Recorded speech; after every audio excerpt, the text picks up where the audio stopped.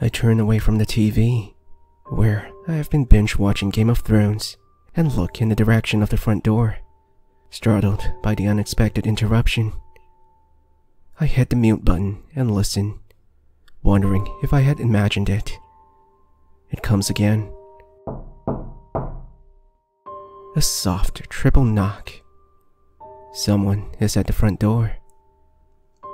I briefly wonder if maybe my parents came home early from the movies.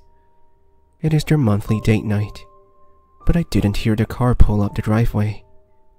Besides, they wouldn't knock on the door of their own house. Who the heck could be out there? It is the middle of the night. We live way out in the country, miles from the nearest neighbors, and I sure as hell wasn't expecting anyone. It comes the third time.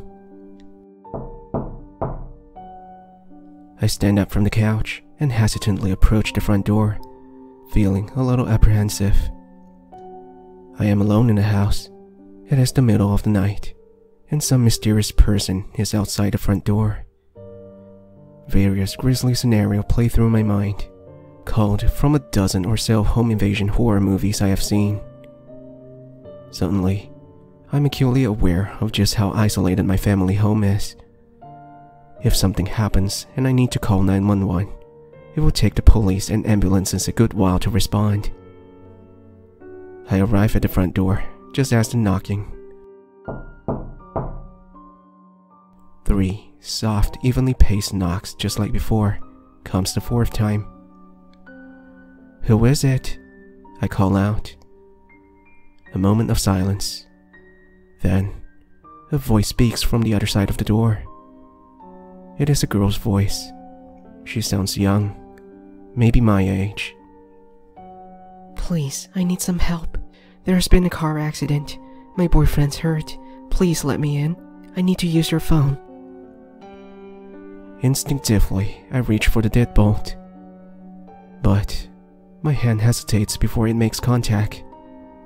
Something is wrong. Her voice is too even, too calm, almost monotone. Her tone doesn't fit with the information she had just imparted. She sounds like a bored teenager going door to door selling coupon books for a school fundraiser. I tell myself to stop being paranoid. She could just be in shock. Still, I'm reluctant to unlock the door. I creep to the window beside the front door and carefully draw back the curtain, peering outside. The vantage offered by the window gives me only a small view of the porch, but it's enough for me to make out an indistinct, shadowy figure standing in the darkness. I squinted, straining my eyes, but can make out no features. I flip the switch connected to the porch light outside, but nothing happens. The bulb must be burned out. "Please," the voice repeats. "I need some help. There's been a car accident. My boyfriend's hurt. Please let me in. I need to use your phone." The exact same phrase, in the exact same dull, emotionless tone of voice, as if she's reading from a script. My sense of unease grows. Something isn't right about any of this. "Why don't you call for help on your own phone?" I ask. "Or your boyfriend's?" A pause. Then, "My boyfriend's hurt. I need to use your phone. Please let me in." my unease shift to a nascent trickle of fear. "What's your name?" I ask. "I need some help. There's been a car accident." My fear intensifies. She sounds like a recorded message. "How about I just call 911 for you? Just tell me the location where you had your accident." "I need some help. Please let me in." "Not until you tell me your name," I answer firmly, but with a slight tremble to my voice.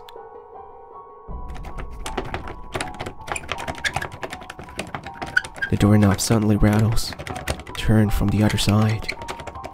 I jump back, and it feels like my heart is trying to leap out of my chest. The doorknob rattles back and forth violently, but the door is still locked. "Hey!" I shouted. "Stop that! Get out of here or I'll call the police." Immediately, the knob stops rattling. A heavy silence descends. Moments pass, and I begin to think it is over. Suddenly,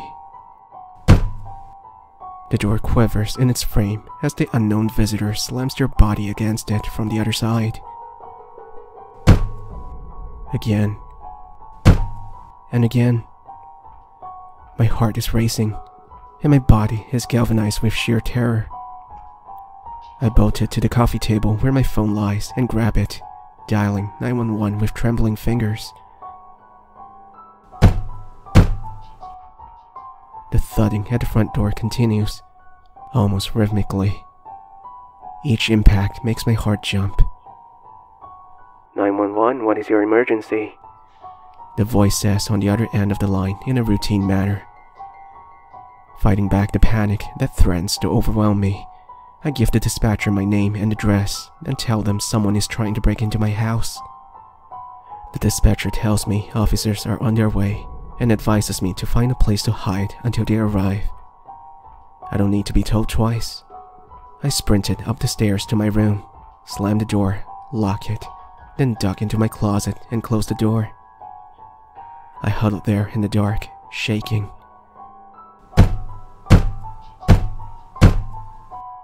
I can still hear the muffled intermittent thuds at the front door below. An eternity seems to pass. Then, I hear another sound off in the distance that causes relief to course through my body. Sirens. Faint, but getting louder as they approach.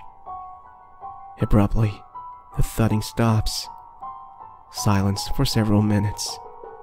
Then, there's a heavy pounding at the front door that almost makes me scream.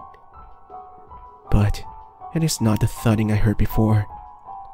It is the sound of someone pounding heavily at the door in an official way. An authoritative voice booms up from below, bellowing, "Is anyone in there? It's the police." I know I am safe now. "I'm coming," I yell, leaving my hiding place and exiting my room, running down the hall and scrambling downstairs. I can see the flashing red and blue lights through the window. As I approach the front door, I hear a man's slightly muffled voice mutter out loud in apparent bewilderment. "What the heck is this?" I don't know if he's addressing this to his partner or just thinking out loud, and I don't care either way. I have enough presence of mind to say, "Don't shoot. I'm the one who made the call," before I turn the deadbolt and open the door. My two uniformed saviors stand on the porch, one of them looking at me, the other staring down at something on the porch with an expression of disgust. Both of them seem baffled. I am so focused on the welcome sight of the officers that at first I don't even notice the smell of what is lying on the porch. Then it hits me. A putrid reek that sears my nostrils. A smell of rotting flesh. I look down, noticing what is lying in a heap before the front door. A badly decayed human body. It is a little more than a skeleton, its bones clotted with mud, and a few lingering fragments of rotted flesh. It is dressed in the tattered remains of a formal dress, and a few strands of long blonde hair are still adhered to the skull. In a daze, I turn and look at the other side of the open front door. It is streaked with mud and smears of decomposed flesh. Smears that looked as if they were made by a body slamming against the door. One of the police officers is saying something to me, but I don't know what. All sound seems to have faded out. I feel dizzy. I passed out. 3 days later, a pair of detectives stopped by to speak with me. We sit in the living room, my parents bracketing me protectively on the couch. The detectives explained that the morning after my nighttime ordeal, a caretaker at a cemetery several miles from my house called to report a case of vandalism. A grave had been dug up, the casket broken into, and the body stolen. police believed it had all been someone's idea of a sick practical joke, and that they had planted the body on my porch, pounded on the door, and then fled when the police had arrived. I asked the police about the body that had been disinterred. They hesitate for a moment, exchanging an uncomfortable look. They looked back to me and explained that it had belonged to a local teenage girl who had died 40 years earlier in a car accident. She had been on a date with her boyfriend on a rainy night, and they had lost control of the vehicle and crashed into a tree. They leave it at that, and I don't push them. But after they leave, I did some research on my own. I found an old newspaper article about the accident online. The article explains that the boy had died instantly in the crash, but the girl had survived the impact badly wounded. She had walked more than a mile to the nearest house, apparently looking for help. This was 40 years ago, long before mobile phones. Then she succumbed to her injuries on the front porch, unaware that the homeowners had been out of town on a vacation. She had apparently pounded on the front door for some time in a faint bid to seek aid before dying, because her blood was smeared all over the wood. The road where the accident had taken place was the same road where my family house stands, the only house in the area for miles. I looked at the date of the accident. It was exactly 40 years to the night when I had heard the knocking. I wanted to let it go and leave it behind me, to forget about the whole thing. Probably the police are right, and it was just the work of some local teens or drunk college kids playing a sick, half-assed prank. But there's one thing still bothering me.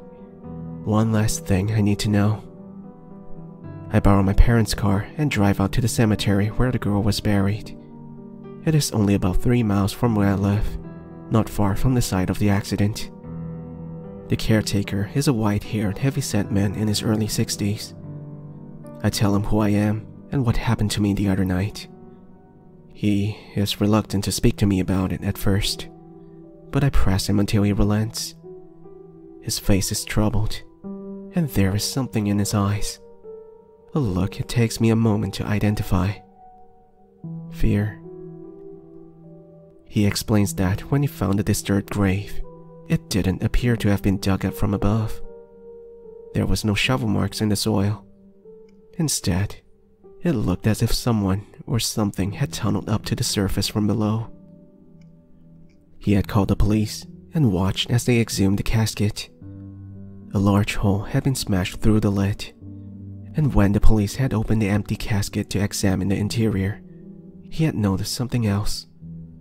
Had just glimpsed it for a second, but a second was enough. There were scratches on the inside of the splintered lid.